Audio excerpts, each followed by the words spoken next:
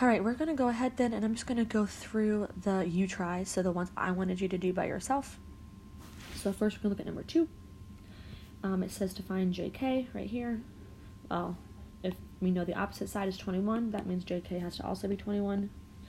KL, again, is opposite of the side we know the measure of, so 29. Oops, why did I do that? So let's label that here, 29, 21. Measure of angle J. Well, L and J are opposite of each other, so they have to have the same measure. Angle K. Let me label this. Well, I know that consecutive angles are supplementary, so they add up to 180.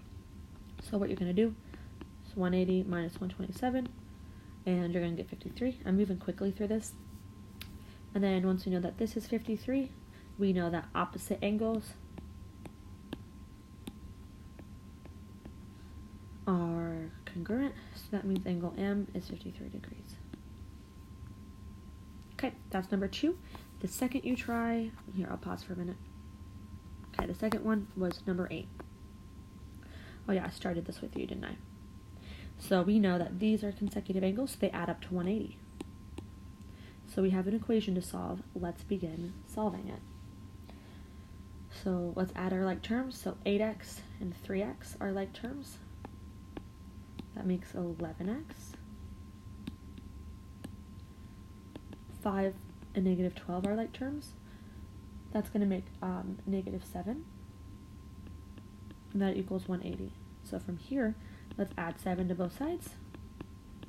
11x equals 187. To get x by itself, divide both sides by 11. So x equals 17. So once I know that x is 17, let's go ahead and find angle P. So 3 times 17 plus 5. All I did was plug in 17 for x.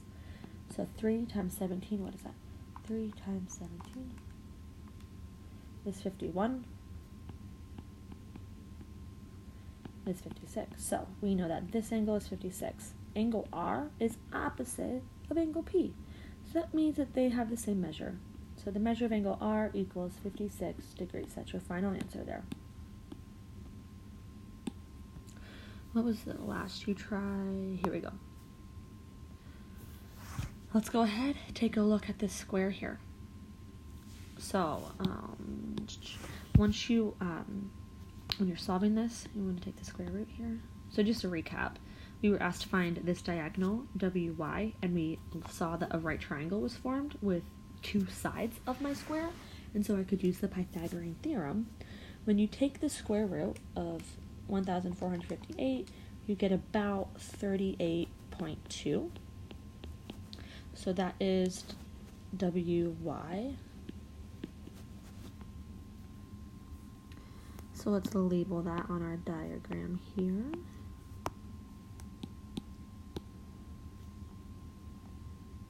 I guess that's actually kind of hard to label, so I won't label. RX. So now we're being asked to find this.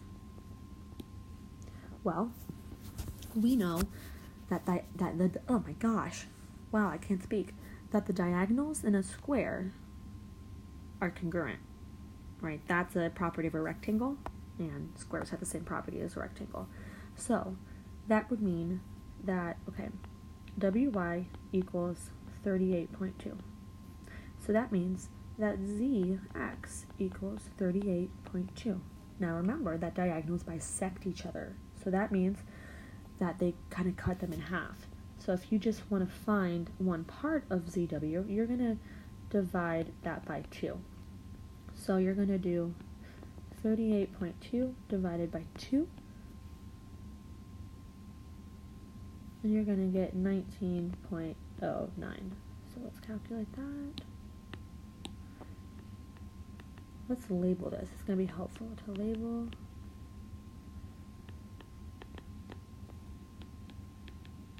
Okay. So now we want to find WZR. So WZR. Well, remember Oh, that's wrong. Sorry. WZ. Wow, I'm really struggling. WRZ. Remember then that a square has the same properties of a rhombus, and a rhombus has perpendicular diagonals. So let's scroll back down here. That means that this is 90 degrees. So WYZ.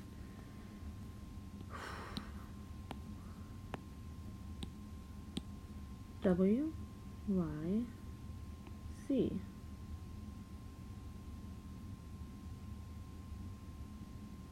How am I getting that? That's not what was up there. My bad. XYZ. Now let's try this again. XYZ. So all squares have right angles like our corners. So that also is 90 degrees. And then ZWY.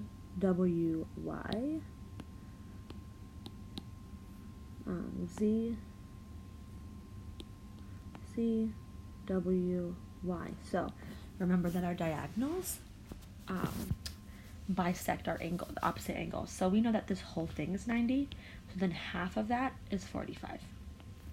So that means that this is 45 degrees. Alrighty, so that is dealing with a square. So that's like includes every property that we've talked about, and so that's why it can be a little bit tricky. Alright, so those are the U tries.